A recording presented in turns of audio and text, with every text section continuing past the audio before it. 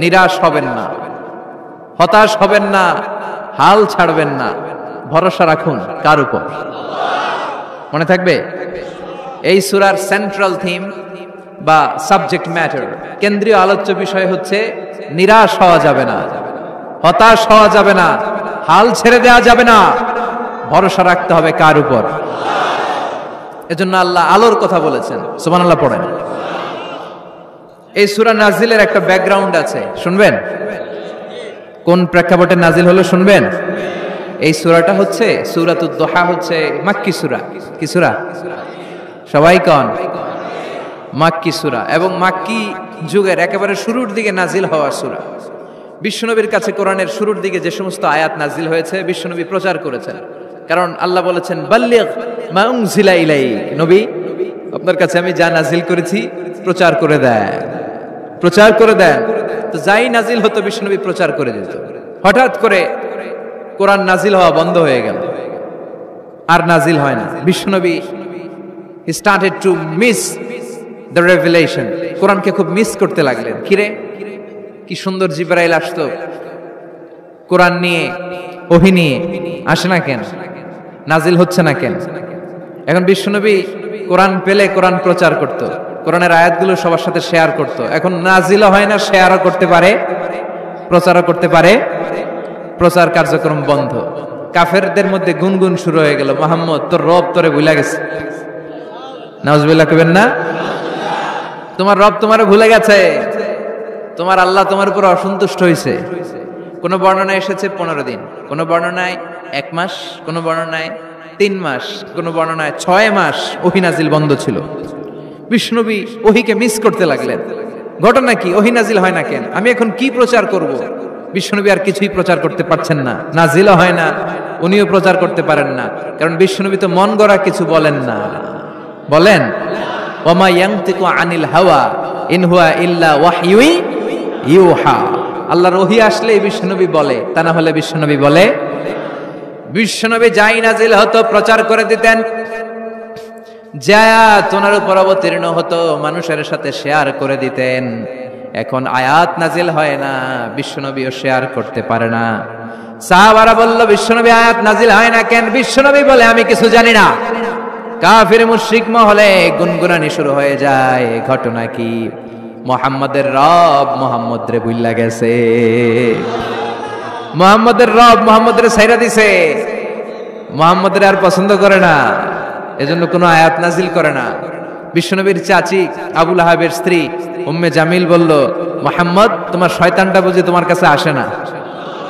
এই শয়তান দ্বারা উদ্দেশ্য নিয়েছে জিবরিল আলাইহিস সালামকে। নাউজুবিল্লাহ পড়েন। এবার বিশ্বনবী টেনশনে পড়ে গেলেন, ঘটনা কি রে? কি ভুল আমার হয়? কি অন্যায় আমি করলাম? কি ভুল আমার হচ্ছে? কি ত্রুটি আমার, যে কারণে আল্লাহ আমারে পছন্দ করে না?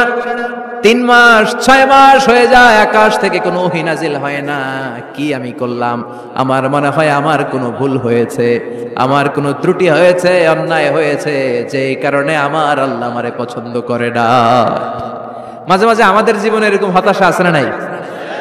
কিরে আমি এত দোয়া করি কবুল হয় না কেন? আমার জীবনে এত দুঃখ কেন? আমার জীবনে এত কষ্ট কেন? আমার জীবনে তো ভালো কিছু হয় না, সবাই হুর হুর করে এগিয়ে যায়, কত সুন্দর ক্যারিয়ার, বিসিএস হয়ে যায়, সরকারি জব হয়ে যায়, ব্যবসায় লালে লাল, আমার তো কিছু হয় না, আমার কিচ্ছু হলো না। এরকম হতাশা আছে না নাই? এই সূরা আপনাকে শিখাতে চায়, don't be sad, don't be frustrated, don't be upset.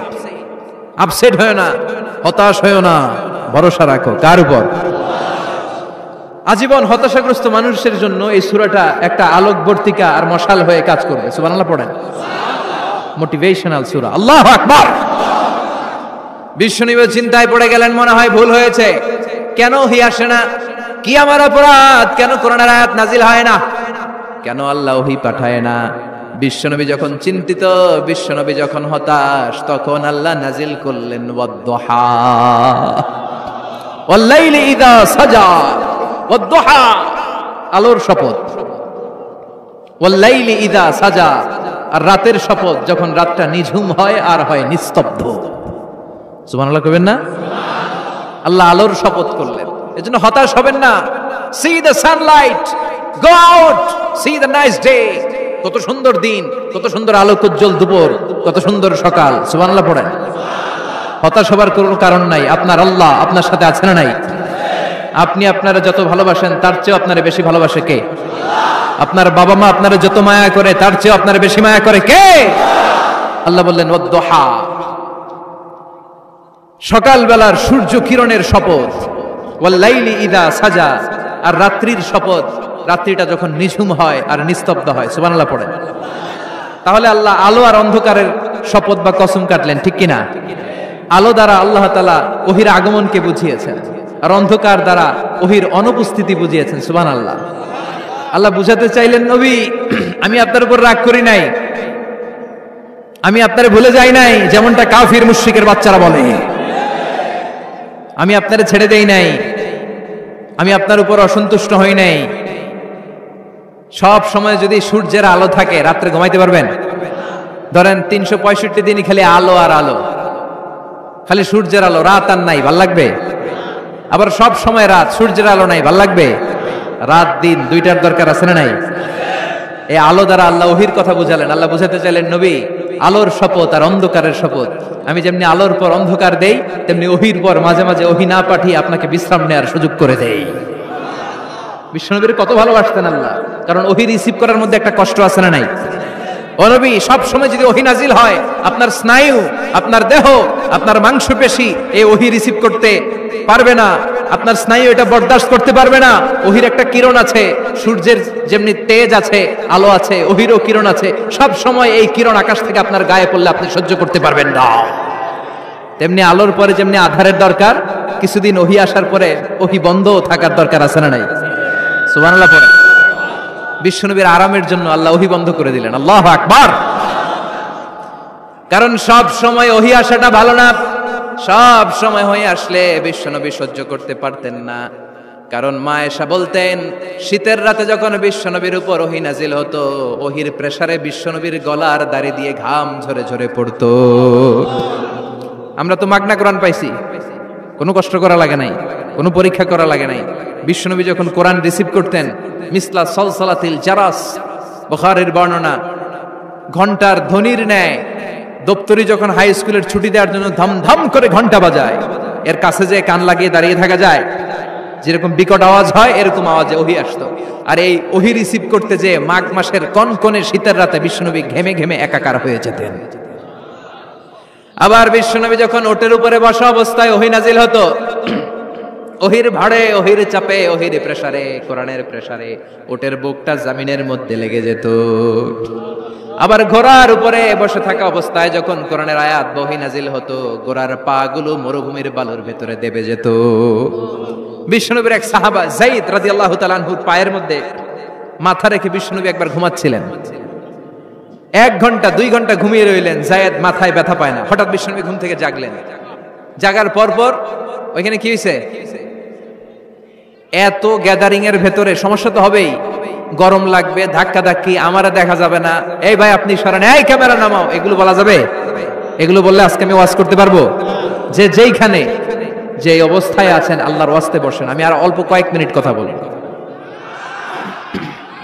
আমি জানি অনেকে আমাকে দেখতে পাচ্ছেন না, মাইকের অবস্থাও ভালো না, যতটুকু শোনা যায় পিন ড্রপ সাইলেন্ট লাগবে, পিন পতন নীরবতা। নীরব না হলে তো ওয়াজ করা যাবে? আর কোন আওয়াজ শুনবো আমি? তাহলে থামেন। ওহি রিসিভ করতে বিশ্বনবীর কত কষ্ট হতো খেয়াল করে শুনেন। আবার ডানে বায়ে তাকায়, সাভারের ভাইয়েরা এদিকে তাকান, আমার দিকে হয়েছে, বাস আমার দিকে তাকান। ওহি রিসিভ করতে বিশ্বনবীর কত কষ্ট হতো। যায়েদ রাদিয়াল্লাহু তাআলা আনহুর পায়ের মধ্যে মাথা রেখে বিশ্বনবী শুয়ে আছেন। 1 ঘন্টা 2 ঘন্টা শুইলেন, উনি ব্যথা পায় না। হঠাৎ বিশ্বনবী ঘুম থেকে জাগলেন। জাগার সাথে সাথে আকাশ থেকে কোরআনের আয়াত নাজিল হতে লাগলো। আর যায়েদ বলে, 2 ঘন্টায় আমার কিছু হয় না, কিন্তু যখনই আমার রানের মধ্যে মাথা রেখে বিশ্বনবী শুয়ে আছেন আর কোরআনের আয়াত নাজিল হতে লাগলো, আমার মনে হচ্ছে আমার রানটা ফেটে টুকরা টুকরা হয়ে যাবে, আমার হাড্ডি ফেটে খানখান হয়ে যাবে। ওহির ভার, তার মানে একটা কাঠিন্যতা আছে না নাই? এজন্য আল্লাহ বিশ্বনবীরে ডেকে বললেন, নবী আমি রাগ হই নাই, আমি আপনারে ভুলে যাই নাই। বারবার সূর্যের আলো থাকলে, সব সময় সূর্যের কিরণ থাকলে যেমনি আরাম লাগে না, বারবার ওহী রিসিভ করতে যাই কষ্টটা আপনার হয়, আমি আরশের উপর থেকে দেখে আমার সহ্য হয় না। এজন্য আপনাকে বিশ্রামের ব্যবস্থা করে দিলাম, এই জন্য কিছুদিন ইচ্ছা করে আমি ওহী বন্ধ করে দিলাম। ওয়াদ-দুহা ওয়াল-লাইলি ইযা সাজা মা ওয়াদ্দাআকা রাব্বুকা ওয়া মা ক্বালা। সকালবেলার সূর্য কিরণের শপথ, রাতের নিস্তব্ধতা আর নিঝুম রাত্রির শপথ। মা ওয়াদ্দাআকা রাব্বুকা ওয়া মা ক্বালা। আপনার রব আপনারে ভুলে যায় নাই, আপনার উপর অসন্তুষ্ট হয় নাই। সুবহানাল্লাহ পড়েন। তাহলে কাফেররা যা বলেছে এটা ওদের মুখের উপরে, জোরে কোন ঠিক কিনা? উম্মে জালিল বিশ্বনবীকে যে গালি দিয়েছে, ওর গালি ওর মুখের উপরে, জোরে বলেন ঠিক কিনা? আমার নবীরে যারা কবি বলে গালি দেয়, ওই গালি ওদের মুখের উপরে, ঠিক কিনা? আমার নবীরে যারা পাগল বলে গালি দেয়, ওদের গালি ওদের মুখের উপরে, ঠিক কিনা? আমার নবীরে যারা লেস কাটা নির্বংশ বলে, ওদের 14 গোষ্ঠী নির্বংশ, জোরে বলো ঠিক কিনা? আমার নবীর সম্মানের বিরুদ্ধে যদি কথা বলে, তাদের বিরুদ্ধে আমাদের হুঙ্কার আর লড়াই আছে না নাই? বিশ্বনবীরে গালি দিলে কলিজা আগুন লাগে? কার কার লাগে? হাত তুলে আল্লাহর দেখা।